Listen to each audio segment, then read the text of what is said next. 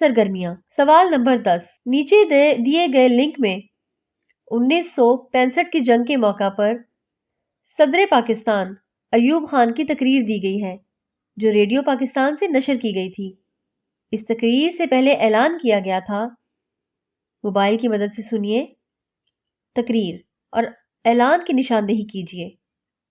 پیارے بچوں، آپ یہ لنک کھولیں گے تو پہلے ایک اعلان ہوگا، اس کے بعد صدر ایوب خان کی تقریر ہوگی۔